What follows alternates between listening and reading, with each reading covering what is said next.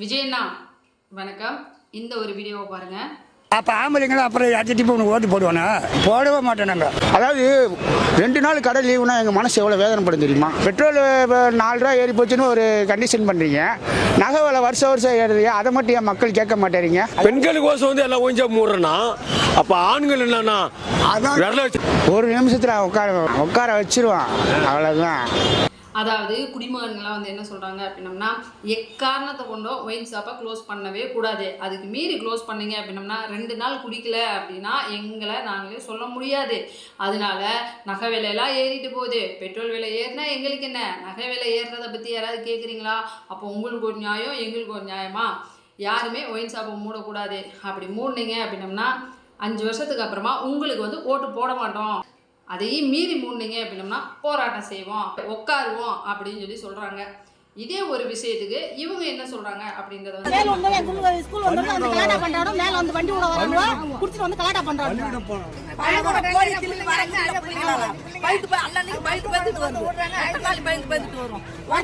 வந்து 4 பேர் வந்து மறைச்சிட்டு கலாட்டா பண்றானுங்க. முடியாது.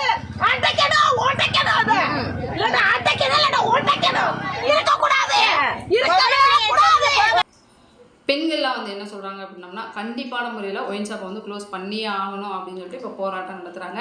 இப்போ தான் ஒவ்வொரு டிஸ்ட்ரிக்ட்லேயும் வந்து ஸ்டார்ட் பண்ணிட்டு இருக்காங்க. அவ்வளோ ஆக்ரோஷமாக கடையெல்லாம் வந்து அடிச்சுன்னு இருக்கிறாங்க. ஏன் அவங்க அப்படி பண்ணுறாங்க அப்படின்னம்னா, ஒவ்வொரு வீட்லேயும் அவங்களோட தகப்பனார், கணவர், அண்ணன் இல்லாட்டி தம்பி யாராவது ஒருத்தர் வந்து மதுவுக்கு அடிமையாகி அவங்க நிறைய பிரச்சனைகளை வந்து ஃபேஸ் பண்ணிட்டு இருக்கலாம். அதனால தான் வந்துட்டு அவங்க இந்தளவுக்கு கடையெல்லாம் அடிச்சுன்னு உருக்கிட்டு இருக்காங்க. அதே மாதிரி அவங்க என்ன கேட்குறாங்க அப்படின்னம்னா, தயவு செஞ்சு ஒயின் ஷாப் வந்து வேண்டாம், ஒயின் ஷாப்பை வந்து க்ளோஸ் பண்ணிடுங்க.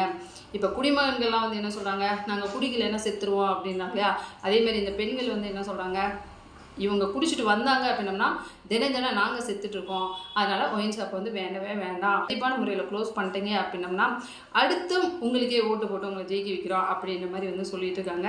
அதேமாரி இன்னும் சிலர் வந்து என்ன சொல்லுவாங்க அப்படின்னம்னா, ஒவ்வொரு எலெக்ஷன்லேயும் வந்துட்டு இப்படி தான் நாங்கள் ஒயின் ஷாப்பை க்ளோஸ் பண்ணிடுவோம், போதையை ஒழிப்போம், மது ஒழிப்போம் எல்லாம் வந்து சொல்லி ஓட்டு கேட்டு வாங்கி அவங்களும் ஜெயிச்சிருவாங்க. ஆனால் எந்த ஒரு ஆட்சியிலையுமே வந்துட்டு அதை முழுமையாக செஞ்சு முடிக்கலை.